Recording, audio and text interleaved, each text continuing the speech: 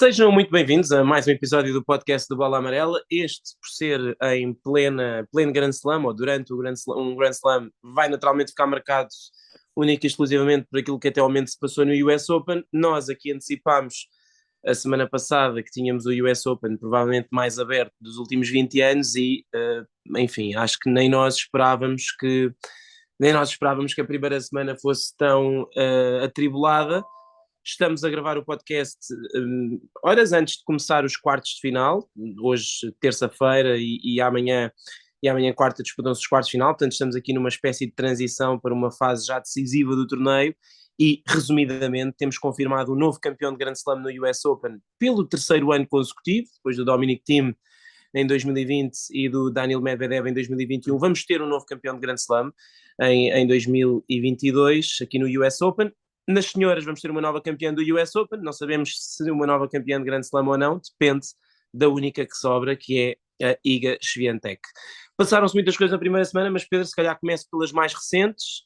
Em noites consecutivas, ou em dias consecutivos, o primeiro e o segundo cabeça de série foram eliminados, Daniil Medvedev e Rafael Nadal, ao passo que o terceiro esteve break abaixo na quinta partida, Carlos Alcaraz. De tudo isto que se passou na primeira semana, imagino que estes tivessem sido os maiores destaques para ti, mas o que é que te surpreendeu mais? Talvez o Nadal tenha surpreendido mais do que o Medvedev, perder com o Kyrgios, não é?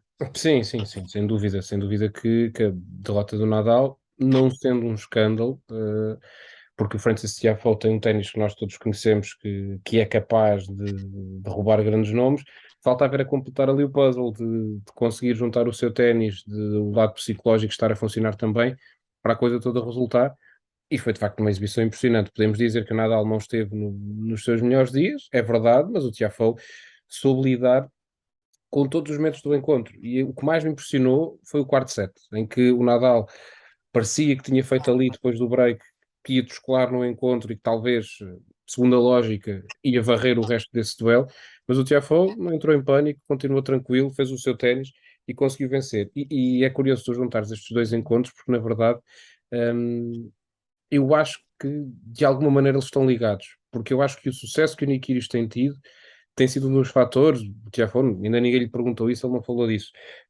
Mas eu acho que o sucesso do Kyrgios está relacionado com o sucesso do Tiafoe. São jogadores parecidos, na medida em que eles gostam de dar show, gostam de dar espetáculo nos encontros, e eu acho que o Tiafoe, olhando para o que o Kyrgios tem feito nos últimos meses, percebeu, bem, isto com trabalho vai dar para chegar lá, dá para conseguir grandes resultados, e desbloqueou completamente. É uma grande vitória com o Nadal. E, na verdade, daqui para a frente, o Tiafoe pode continuar a sonhar, que o Rublev é um jogo que ele pode vencer, e depois, rapidamente, quanto ao Kyrgios, é obviamente uma grande vitória, não é uma enorme surpresa, obviamente, mas é uma meia surpresa, porque o Daniel Medvedev no US Open tem sido um pesadelo para toda a gente. No ano passado perdeu um único set, e a verdade é que o Kyrgios, com uma exibição, com aqueles momentos loucos lá pelo meio, de não saber bem as regras e tal, conseguiu uma exibição muito, muito sólida, uma vitória impressionante dele sobre o Medvedev. Sim, eu acho que acima de tudo a questão do Nadal, e muito resumidamente, porque já disseste tudo, mas a questão do Nadal acho que tem muito a ver, o nosso nível de surpresa diminuiu porque de facto ele jogou muito pouco nas três primeiras rondas. Nadal jogou muito, especialmente no encontro contra o Fábio Fognini, jogou muito, muito, Uhum. muito pouco. Aquela primeira hora de jogo foi do pior que eu já ouvi jogar em toda a carreira. Ele próprio admitiu isso, diz que foi porventura o pior início de encontro que ele já jogou na carreira. E de facto ele aí teve sorte porque o Fábio Fognini, enfim, a ganhar por 6-2, 4-2, desatou a falhar tudo no segundo set e depois no terceiro, e depois acabou com quase 100 erros não forçados. Depois teve uma terceira ronda confortável com o Richard Gasquet, e ao primeiro adversário que ele apanhou a jogar ténis de qualidade, perdeu. Ou seja, não surpreende muito tendo em conta aquilo que ele vinha a jogar nas três primeiras rondas. Surpreende um pouco, porque esperamos sempre que o Nadal, com o avançado do torneio, suba de nível, e isso Exatamente. desta vez claramente não aconteceu. Ele estava a servir bastante abaixo daquilo que era habitual, não sabemos o que é que a lesão abdominal tem ou não a ver com isso, mas provavelmente terá alguma coisa a ver, mas de facto ontem não serviu nada bem no encontro dos oitavos de final, e também me pareceu sempre um passo ou dois atrasado em relação àquilo que é costume, e ele dizia isso em conferência de imprensa. Ele tem ali uma frase muito engraçada, ele diz que o ténis é um desporto de posicionamento, e tens duas opções, ou te mexes muito bem ou és muito novo, e eu já não sou muito novo. E depois, de facto, ele tinha ou teve de se mexer melhor, ou então tinha tido a necessidade de ser mais agressivo mais cedo no ponto para não deixar que o Tiafoe controlasse as trocas de bola, e de facto o encontro teve sempre muito na mão do Tiafoe, que serviu melhor e que esteve até melhor de fundo do campo, o que foi surpreendente. Em relação ao Medvedev, é isso. Nick Kyrgios tem vantagem no confronto direto por 4-1 contra ele, por alguma razão é. A grande dúvida aqui era perceber se ele consegue fazê-lo, ou se ele conseguia fazê-lo à melhor de 5 sets. Elas ficaram mais ou menos esclarecidas. De facto, há mais tempo no encontro à melhor de 5 sets para o Nick Kyrgios flutuar do ponto de vista exibicional e perder um bocadinho o foco. Mas se olharmos para o outro lado da moeda, também há mais tempo para ele flutuar, perder o foco e depois recuperar. Exatamente. Portanto, eu acho que é um bocadinho os dois lados. E esses Agora, acho que ele flutua são cada vez mais curtos, pelo menos tem parecido. Sim, mesmo quando acontece, houve aquela situação ridícula dele ganhar, ter um ponto de ganho, ir bater a bola ao outro lado do corte e perder o ponto, e ele a partir daí, curiosamente, passou a dominar completamente o encontro. Aquilo foi no início do terceiro set, ele depois ganhou o terceiro e o quarto set de forma muito fácil. Eu assisti à conferência de imprensa dele com muita atenção, a seguir a ganhar ao Medvedev, e de facto é verdade que o Nick Kyrgios, o que é verdade hoje pode ser mentira amanhã, mas a conferência de imprensa dele é muito reveladora do momento dele, da vida dele e da carreira dele. Ele diz que joga pela família, joga pelo desejo que ele tem de não desiludir os outros, porque percebeu aos 27 anos que passou 7 ou 8 ou 9 anos a desiludir as pessoas que estavam à volta dele, que achavam que ele ia ser um grande jogador e que ele nunca conseguiu ser.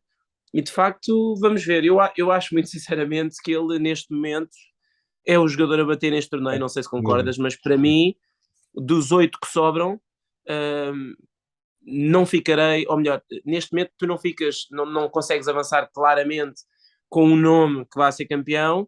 Diria que só ficaremos surpreendidos se um ou dois dos 8 que sobram forem campeões, mas aquilo que me surpreendia menos neste momento talvez até fosse o Kyrgios. Eu acho que ele é o jogador que está a jogar melhor. Sim, é quem está a jogar melhor, e se nós olharmos para os 8, obviamente quem nos ouve vai dizer rapidamente o nome de Carlos Alcaraz, do Yannick Sinner, também na metade superior do Berrettini ou do Rude, mas todos esses jogadores têm sofrido bastante mais do que o Kyrgios no torneio. O Alcaraz não está a jogar especialmente bem. Ontem conseguiu dar a volta a um desafio que estava bem duro com o Marin Cilic, mas ele não está a jogar especialmente bem. O Yannick Sinner também complicou imenso com o Ilia Vasca. Portanto, e o Casper Ruud também não andou muito longe de perder-se na altura com o Tommy Paul. O Matteo Berrettini passou mal com o Davidovich. Portanto, todos estes jogadores têm mostrado algumas fragilidades e eu, sinceramente, não vejo, se calhar, grande capacidade para, com o Kyrgios normal, ganharem. Da maneira como ele está a jogar, eu acho que ele é, de facto, o homem a bater, como tu dizes, e vai ser muito difícil para qualquer um. E nós fizemos um artigo há pouco nas odds das casas de apostas. O Kyrgios já está em primeiro lugar nos favoritos para ganhar o US Open. É algo que, se disséssemos há um ano que isto ia acontecer, arrisco-me a dizer que nenhum de nós acreditava que era sequer remotamente possível chegarmos a este ponto. É isso, e para além disso, o Carlos Alcaraz e também o Casper Ruud, mas essencialmente o Carlos Alcaraz, têm a pressão adicional de estar a lutar pelo número no mundo, e eu acho que isso vai prejudicá-lo nas próximas rondas. Não sei até que ponto ontem é que isso teve influência. A mim, com o Carlos Alcaraz, faz-me sempre alguma confusão pensar que ele acusa muita pressão, porque ele joga tão rápido e é tudo tão instintivo, e às vezes é tudo tão pouco pensado, que esse é que é o grande problema, na minha opinião, do jogo dele nos pontos importantes, que a mim até me custa a crer que ele erra determinada esquerda ou determinada direita, porque está a pensar que pode ser número 1. Mas só ele é que sabe o que vai na cabeça dele, e a verdade é que ele ontem complicou em demasia. É verdade que o Marin Cilic jogou muito bem, especialmente nos primeiros 2 sets, diria, jogou muito bem, até ao Carlos Alcaraz mudar o posicionamento da resposta ao serviço e passar a defender mais, basicamente, passou a passar mais bola e a ficar à espera do erro, e isso resultou. Mas ele ontem complicou muito o encontro, que deveria ter ganho em 4 sets, se tivesse aproveitado um dos 7 breakpoints que teve, e dos 7 breakpoints eu penso que em pelo menos 5 ele teve segundos serviços. E isso vai-lhe custar caro frente ao Yannick Sinner já nos quartos de final, se ele não for jogar mais ténis, mais de percentagem nos pontos importantes. Agora, em relação a Alcaraz, em relação a Ruud, Kyrgios tem essa vantagem. A vantagem dele é que não tem mais nada que não a pensar que não o encontro que está a disputar neste momento. Ele vai ter um encontro difícil, na minha opinião, contra o Karen Khachanov. Aliás, eu acho que, muito sinceramente, olhando assim em perspectiva ao quadro, e nós podemos aqui, para quem não tem o quadro em mãos, na parte superior do quadro, Nick Kyrgios vai defrontar Karen Khachanov e Casper Ruud vai defrontar Matteo Berrettini, e em baixo temos o Carlos Alcaraz com o Yannick Sinner e o Francis Tiafoe com o Andrei Rublev, mas diria que na parte superior do quadro o Nick Kyrgios é favorito, na minha opinião, de forma clara contra os outros três. Uhum. Eu tenho mais algumas dúvidas em relação a Carlos Alcaraz e Yannick Sinner, particularmente estes dois. E mesmo o Francis Tiafoe teve 5 match points contra o Kyrgios, mas enfim, diria que Sinner e Alcaraz, diria que têm ténis para ganhar ao Kyrgios, ao Kyrgios de um dia bom. Os outros três, da parte de cima do quadro, eu não considero que tenham. E por isso eu acho que ele vai ter agora 2 encontros muito desafiantes, porque não vão ser fáceis, nomeadamente contra o Karen Khachanov, que normalmente dá-lhe sempre muito trabalho. E nesse aspecto... E tem o lado mental das guerras que já tiveram, e os encontros foram sempre um circo. Sim, isso normalmente até beneficia ao Kyrgios. Embora esse encontro, o de Cincinnati, que eu comentei, que ele foi ao balneário, partir raquetas, aquilo foi um caos completo, aí ele tenha perdido completamente a cabeça sem razão nenhuma. O encontro do Open da Austrália foi um bocadinho diferente, né? Porque era o Grand Slam, era na John Cain Arena, aquilo é sempre tudo um circo nos encontros dele, e foi um encontro muito bom na altura, o Khachanov jogou muito bem, mas acho que é um encontro perigoso para ele, se ele, lá está, não estiver a 100%. Agora, nós sabemos que ele em Wimbledon também teve uma situação muito parecida, que foi, ganhou, ou teve um encontro de quartos de final, na altura contra o Cristian Garin, que era um encontro para ele em que ele era claramente favorito, como na minha opinião é também contra o Khachanov, e embora não tenha jogado, se calhar o seu melhor ténis acabou por vencer de maneira Muito bem, relativamente sim. simples. Por isso, eu acho que sim, eu acho que ele é o jogador a bater, muito sinceramente em termos de forma, sendo que até pode acontecer que ele ganhe o título do US Open, mas tenhamos um novo número 1 na mesma, que não o Rafael Nadal, porque neste momento é o Rafael Nadal que está na pole position para isso, mas não é obviamente o novo número 1, já foi muitas vezes, mas não sei o que é que achas das chances do Carlos Alcaraz e do Casper Ruud. O que eu acho do Carlos Alcaraz é que, mais do que a pressão de ser número um, eu acho que a grande pressão que ele vai enfrentar é defrontar o Yannick Sinner.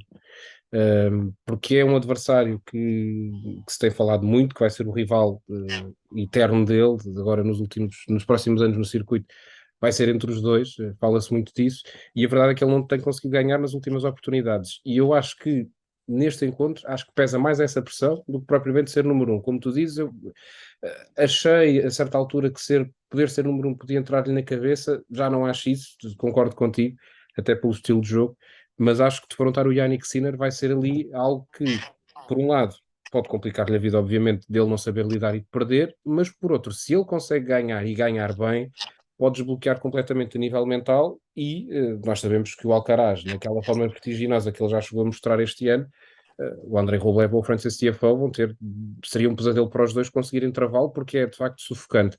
Quanto ao caso para o Ruud, ele, na verdade, neste torneio tem feito o caminho dele, ninguém fala muito dele, vai ganhando os encontros, teve ali mais trabalho com o Tommy Paul, depois resolveu a questão, mas tem ganho o que tem de ganhar. Agora tem o grande teste com o Matteo Berrettini, mas se ele vencer esse encontro, eu já não me arrisco a dizer nada contra ele, porque sendo que ele pode, como já escrevemos também, pode ser número um do mundo sem nenhum título acima de um ATP 250, o que nunca aconteceu na história.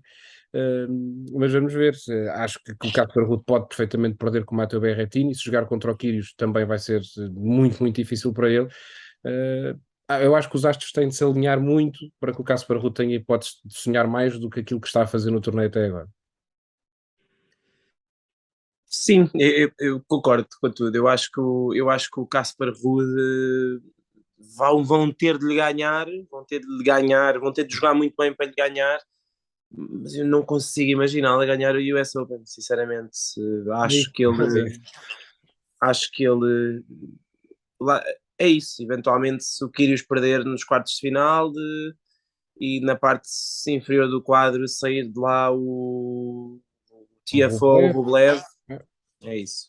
Acho que seria a única forma. Agora, Pode ser número um, eventualmente, mas mas para isso precisa de final, portanto a questão é mais ou menos parecida. Eu não creio que o Casper Ruud se sinta muito pressionado com a questão do número um.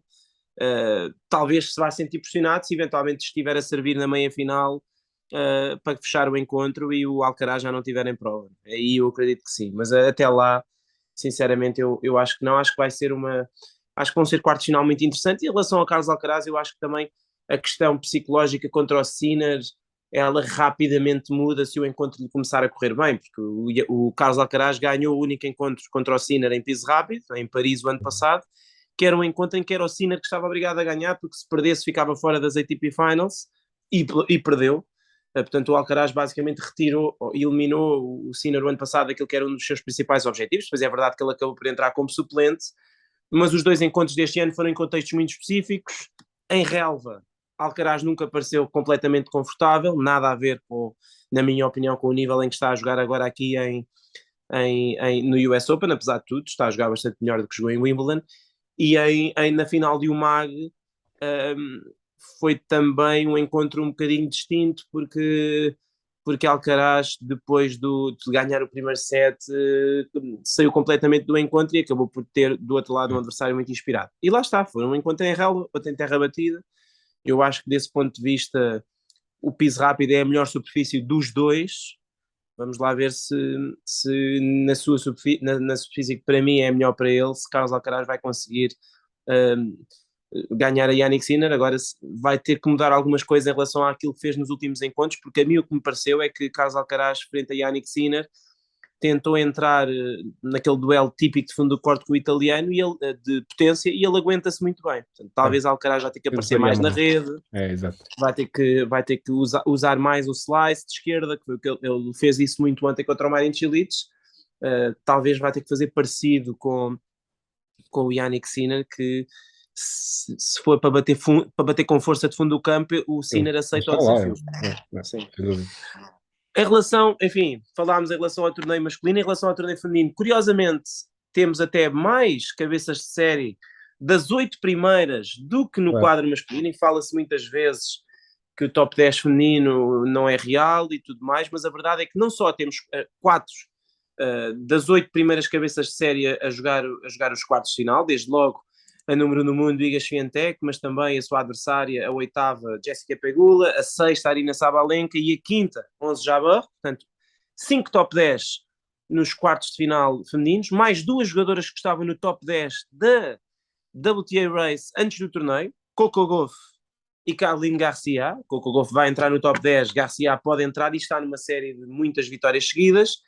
E depois as outras 2 jogadoras que sobram são a Carolina Pliskova, que foi número 1 no mundo e é vice-campeã deste torneio em 2016, e a Ayla Tomljanovic, que chegou aos quartos de final do Wimbledon, está aqui nos seus segundos quartos de final de Grand Slam consecutivos, e começamos já por aí, foi responsável pela eliminação da Serena Williams, que a Serena Williams foi o torneio até estar em prova. Eu acho que há um US Open antes da Serena Williams e depois da Serena Williams. Não se falou de absolutamente mais nada do ponto de vista mediático.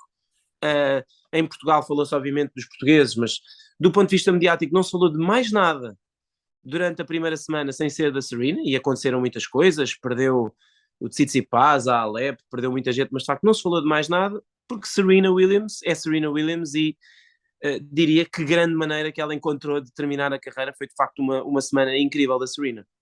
Sim, acho que foi a semana possível. Esticou aos limites o que podia fazer neste último torneio.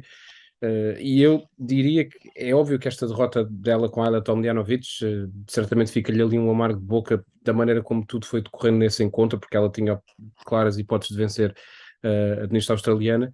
Mas especialmente a vitória com a Anett Kontaveit é impressionante e mostra que a Serena, se quisesse e se estivesse disposta a dar-se ao trabalho, de voltar a treinar com muita intensidade, a fazer muitos torneios, ela ia discutir títulos do Grande Slam ainda com 40, 41 anos. Claramente isso podia acontecer.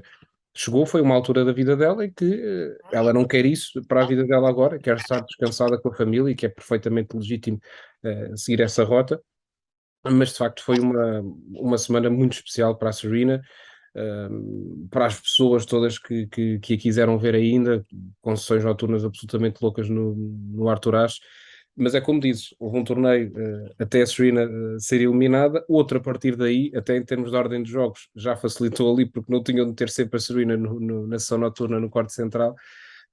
Mas é como eu te disse, eu acho que foi do melhor que ela podia sonhar, e eu estou em crer que se ela tivesse ganhado a Tomljanovic, não sei se ela tinha tido gasolina no tanque suficiente para depois ganhar a Lyudmila Samsonova, que depois até perdeu com ela a Tomljanovic, que na verdade está a ser uma grande surpresa. Já vamos falar também do resto do quadro, mas sobre a Serena é isso, eu acho que foi do melhor que ela podia esperar para o último torneio dela, especialmente tendo em conta aquilo que foi a preparação dela, que foi muito má, com derrotas que estavam aqui a assustar um pouco. Estava a dar a ideia que se calhar a Serena podia chegar ao US Open e ser arrasada e sair humilhada. Não foi humilhação nenhuma, sai de cabeça bem erguida e uma carreira, como nós sabemos, ilustre. Eu, sinceramente fiquei muito impressionado com a Serena e a certa altura comecei a acreditar que ela ia ter aquele um momento Uhum. Vitória Azarenka US Open 2020, quando a Azarenka depois do Covid, eu lembro-me que ela chegou a Lexington num torneio e perdeu com a Venus Williams, foi arrasada pela Venus Williams, parecia que ia retirar-se do ténis e depois vai para Nova York, ganha o torneio de Cincinnati, que foi jogado em Nova York, e faz final do US Open com a Naomi Osaka. E o que se passou com a Serena, na minha opinião, foi isso: foi passar de um Uhum. nível completamente sem estar competitiva em Cincinnati e em Toronto, mais em Cincinnati, para um nível que em muitos momentos me fazia lembrar a Serena Williams do passado. E eu, muito sinceramente, cheguei a acreditar, porque não? Acabou de derrotar a número 2 do mundo, jogando muitíssimo bem. E Uhum. contra a Ayla Tomljanovic, ela joga muitíssimo bem outra vez. É que a Ayla Tomljanovic faz uma exibição estrondosa. A Serena jogou, correu e lutou e jogou o encontro Mentalmente foi mais longo. fortíssima. A Tomljanovic surpreendeu muito nesse sentido. Sim, sim. Ela, é mesmo, ela jogou, a Tomljanovic jogou muito bem, não se mostrou minimamente afetada pela ocasião, o que não era fácil. Aplaudir-lhe duplas faltas, primeiros serviços falhados e tudo mais. A Serena deveria provavelmente ter ganho o encontro em 2 sets, porque ela serviu para fechar a primeira partida e no segundo set chegou a ganhar 4-0, só acabou no tie-break. No terceiro set teve break acima, portanto ela poderia ter descomplicado um bocadinho esse encontro. E é como dizes, eu também, olhando para o encontro, pensei, bom, se ela sobrevive a isto, provavelmente depois vai ser arrasada pela Samsonova, que está com 13 vitórias e 18 sets consecutivos, e mais vale ela acabar a carreira numa batalha épica do que numa derrota rápida. Mas a verdade é que a Samsonova, no encontro a seguir, como muitas vezes acontece, que ela é uma jogadora completamente de luas, jogou um encontro horrível em que fez mais de 40 erros não forçados por perder em 2 sets. Por isso, sim, não sei se a Serena não poderia ter eventualmente chegado bastante mais longe até neste torneio. Deu essa sensação, mas de qualquer das formas foi bom vê-la a jogar a este nível no último torneio da sua carreira. Foi uma última semana em que eu acho que foi tudo muito bem feito pela organização. Eu acho que fazer aquela cerimónia com a Billie Jean King e com a Oprah e tudo mais no primeiro encontro, independentemente do resultado, foi a decisão certa. Tirou um bocadinho de dramatismo ao último encontro, que poderia ter Uhum. sido chato estar ali a fazer uma cerimónia com a jogadora triste. Ela acabou por pegar no microfone, chorar, dizer aquela frase bonita de que não haveria Serena sem Venus. Venus também, enfim, teve o seu momento, tiveram direito a jogar em São Noturno no corte central na variante de pares. Foi pena que não tenham conseguido ganhar mais encontros, porque teria sido bonito. Não sabemos se a Venus vai Uh, jogar, mas teria sido bonito que eventualmente, se aquele foi o último encontro da Venus, teria sido bonito que tivesse sido também o último encontro da Serena, e acabou por não ser. Teria sido bonito elas retirarem-se juntas, mas vamos ver, obviamente, se a Venus Williams se sentir em condições. Eu estou convencido que será ela ainda vai tentar jogar uns pares em torneios do Grande Slam, mas vamos ver no que é que isto vai dar. Em relação ao resto do quadro, não sei que destaques fazes. Eu acho que chegamos a esta fase e tendo a Iga Swiatek no quadro, apesar de ela estar a jogar muito pouco, na minha opinião, eu diria que ela continua a ser a jogadora a bater, mas temos na parte inferior do quadro talvez o encontro mais aguardado do torneio feminino entre a Coco Gauff e a Caroline Garcia, que parece ser um encontro muito importante no contexto do título. até porque, é como tu dizes, não. acho que não podemos estar aqui a desconsiderar a Iga Swiatek, que conseguiu sair aqui de uma mini crise depois das 37 vitórias. Ela não ganhava 3 encontros seguidos desde Roland Garros. Está nos quartos de final, jogou mal ontem com a Julie Maier, mas encontrou forma de desbloquear essa situação. E vai ter um teste com a Jessica Pegula, que tem sido uma jogadora extraordinariamente consistente. No meio da inconsistência do circuito feminino, tem sido inacreditável o que a norte-americana tem feito. Mas concentrando de facto nessa metade inferior e nesse encontro que disseste, eu acho que muito, muito perto da Iga Swiatek está a Caroline Garcia. Eu coloco ali quase taco a taco entre as favoritas para ganhar o US Open, porque podemos olhar, é a 17ª cabeça de série, é verdade, mas ganhou 30 dos últimos 34 encontros e o que ela tem feito neste US Open tem sido um arraso. Olhamos para os parciais e o mais equilibrado que ela teve foi 2 vezes 6-4. De resto, foi tudo mais distante do que isso. Não acho que ela vai ter tantas facilidades quanto isso contra a Coco Gauff, porque lá está. A Coco está um, a assumir um pouco, a assumir não, a receber um pouco dessa energia que o público norte-americano tinha para dar à Serena. É vista claramente como a sucessora e neste torneio acho que tem esse peso também.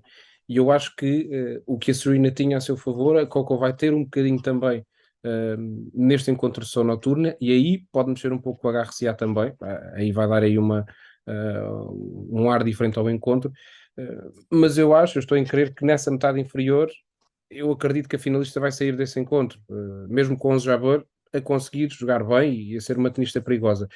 Mas é como disse, e o quadro feminino depois é engraçado, porque nós olhamos para os quartos de final e fazendo aquele exercício que fizeste há pouco, na metade superior, Iga Swiatek com a Jéssica Pegula, Carolina Pliskova com a Arina Sabalenka, Coco Gauff com a Caroline Garcia e Ons Jabeur com ela Tomljanovic. Um, eu diria que destes nomes todos, eu só não vejo a Ayla Tomljanovic a ganhar o título, porque de resto eu não posso dizer que ficaria escandalizado. A Sabalenka sabemos o que joga, a Carolina Pliskova idem, a Jéssica Pegula tem sido essa máquina de consistência. Portanto, eu acho que está tudo lançado para termos uma reta final de torneio, tanto no masculino, também no feminino, imprevisível e muito entusiasmante pela panóplia enorme de soluções e de hipóteses que temos aqui para resolver. Mas, resumindo, Swiatek ali com um bocadinho extra à frente, mas logo, logo atrás a Caroline Garcia, sendo que esse lugar, na minha opinião, passa para a Coco Gauff se ela ganhar a francesa.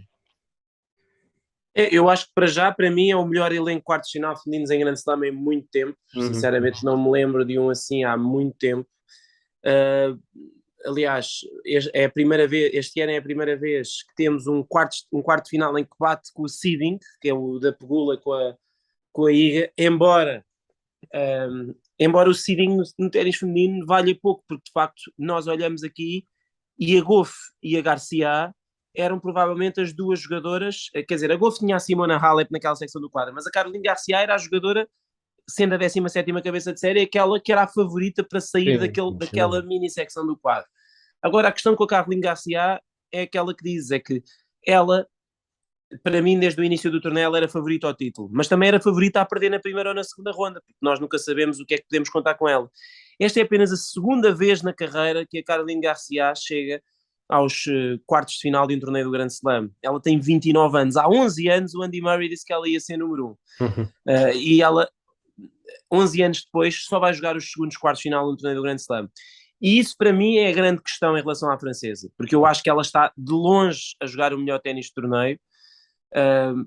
Ela está a aniquilar completamente a bola, está a vulgarizar a maioria dos seus adversários, respondendo muito dentro do corte, servindo muito bem, e eu acho que ela tem mais do que capacidade para ultrapassar completamente a potência a Coco de fundo do campo, como fez com toda a gente. Ela, por exemplo, contra a Alison Reese nunca tinha ganho, tinha perdido os 3 encontros anteriores, e agora ganhou 6-4, 6-1, ou 6-3, 6-1. Por isso logo aí mostra bem no momento mental em que ela está. Agora, também é uma jogadora que, se a Coco Gauff apertar, e ela vai apertar ao máximo, para mim a Coco Gauff, e falavas das comparações da Coco Gauff com a Serena, eu acho o ténis da Coco, fora o serviço e a esquerda, que são bons, especialmente a esquerda, que é das melhores do mundo, mas eu acho que o resto ainda precisa de muito trabalho. A direita está melhor, mas acho que o ténis dela não passa muita confiança. Agora, a cabeça dela passa muita confiança. Ela é mentalmente top 3 do mundo, na minha opinião. É verdade que ela às vezes ainda trema um bocadinho para fechar encontros, faz muitas duplas faltas, mas ela é uma enorme competidora. E nos momentos decisivos, ela normalmente consegue encontrar as pancadas certas para sair de situações difíceis. Isso aconteceu, por exemplo, contra a Zhang Shuai agora nos oitavos de final, que jogou muito bem contra ela, e a Coco saiu da situação completamente de forma brilhante. E depois vamos jogar no Arthur Ashe Stadium, onde a Garcia ainda não jogou este ano, onde a Gauff tem jogado todos os seus encontros, o público vai estar com ela. Portanto, eu acho que, se fosse olhar para o ponto de vista meramente tenístico, acho que Garcia é superior em praticamente todos os aspectos, mas não vai... Se fosse noutro torneio qualquer, que não um grande slam, eu acho que a Garcia era claramente favorita. Sim, sim. Eu acho que vai... Eu acho que aquilo é um contexto muito específico em que a Coco Gauff tem tudo para dar muito trabalho à Caroline Garcia. Agora, eu também acho que vai depender muito da forma como as duas entrarem no encontro. Eventualmente, se a Garcia entrar logo muito forte e criar logo uma vantagem cedo, muito provavelmente vai ser mais fácil para ela mentalmente lidar até com a questão do público estar mais do lado da Coco. Se o encontro apertar, muito sinceramente, se for para um terceiro set apertado, 4 igual, eu acho que aí a Coco Gauff passa a ser favorita. Depois, em relação ao restante quadro, é isso, muito interessante. Eu acho que, apesar de tudo, a Jessica Pegula é uma adversária confortável para a Iga Swiatek nos quartos de final. Eu estou mais ou menos convencido que a Iga vai ganhar esse encontro. Não E pode jogar como ontem também... durante um set e meio. Isso é que não pode fazer. Sim, mas eu também acho que a Pegula, muito sinceramente, é uma adversária que lhe dá normalmente a bola que ela gosta. E depois também é uma adversária que nunca perde com ninguém abaixo dela, mas raramente ganha a jogadores top 5. E isso, com todo o mérito que ela tem, vai entrar no top 5 mundial, ao que tudo indica, depois do US Open, número nos Estados Unidos, e uma jogadora que até tem pouca apreciação até do próprio público norte-americano, apesar de ser a melhor jogadora do país neste momento. E depois, muito interessante, esse encontro entre a Carolina Pliskova e a Aryna Sabalenka, duas jogadoras a fazerem épocas terríveis, por razões diferentes. A Pliskova esteve lesionada, não jogou muitos meses e demorou a voltar, despediu o Sasha Bagin. A Sabalenka, muita confusão naquela cabeça, fez talvez um bom torneio em Stuttgart, este ano em terra batida, de resto uma época muito fraquita, mas aqui está ela, outra vez nos quartos de final do US Open. No ano passado fez meias finais e digo-te já, da maneira como ela serviu ontem contra a Danielle Collins, ela tem hipótese contra qualquer jogadora, porque depois de fundo do campo ela ultrapassa em potência. Se há jogadora, por exemplo, que pode ultrapassar em potência a Caroline Garcia ou a Iga Swiatek, é a Aryna Sabalenka. A questão é que ela normalmente não tem consistência de jogo para aguentar 2 sets inteiros ou 3 de qualidade frente a essas jogadoras. Mas estou muito curioso. Acho que o torneio feminino, não sei se queres fazer uma aposta. No masculino acho que ficou mais ou menos implícito, nós achamos que o Kyrgios é o favorito. É difícil, não é, apostar no feminino. Eu vou manter aquilo que tinha dito no podcast da semana passada. Estava confiante na Coco Gauff. Acho que vai ser um encontro difícil com a Garcia, mas ela ganhando, eu mantenho a aposta na Coco Gauff para ganhar o US Open. Pronto, então eu vou apostar na Caroline Garcia. Agora acho que a Iga Swiatek, se for à final, como eu continuo a acreditar que vai acontecer, também acho que ela aí vai preferir defrontar a Coco Gauff do que a Caroline Garcia. Sinceramente, acho que à semelhança da Pegula, a Coco Gauff é uma adversária que a Iga gosta de defrontar, e elas defrontaram-se na final de Roland Garros e foi um massacre, porque a Iga desmontou completamente a direita da Coco. Vamos ver, lá está, se ela apresenta esse nível agora nestes últimos encontros. Eu tenho alguma esperança que sim. Eu tenho esperança que este jogo dela com a Niemeyer tenha sido uma espécie daquele encontro que ela teve com a Zheng Qinwen em Roland Garros, em que também perdeu o primeiro set e depois ganhou de 6-7, 6-0. É verdade que ela está a jogar muito menos do que em Roland Garros, mas eu também não acho que ela precise de jogar nem perto do que jogou em Roland Garros para derrotar a maioria das adversárias, com exceção talvez da Caroline Garcia, muito sinceramente, do nível que elas estão a jogar. Por isso, mas enfim, mantenha a aposta na Caroline Garcia, mas não ficaria muito admirado nem que a Coco Gauff vencesse o torneio, nem que a Iga Swiatek. Acho que são as 3 favoritas. Aliás, olhamos para as casas de apostas e elas estão ordenadas: Iga em primeiro, Garcia em segundo agora e Coco em terceiro. Eu acho que faz sentido, tal como no lado masculino, faz sentido ter o Kyrgios em primeiro, o Alcaraz em segundo e o Sinner em terceiro, o que é um bocadinho uma situação parecida com o quadro feminino, porque tens um encontro de quartos de final em que o vencedor salta imediatamente para patamar de favorito, a par do outro que está na outra parte do quadro. Neste caso são a Swiatek e o Kyrgios. Só muito rapidamente, para nos despedirmos, João Sousa nos quartos de final de pares, ele vai jogar, enfim, mais ou menos à hora que estamos a gravar o nosso podcast, mas independentemente do que aconteça nesse encontro, grande prestação do João e do Marcelo de Molina.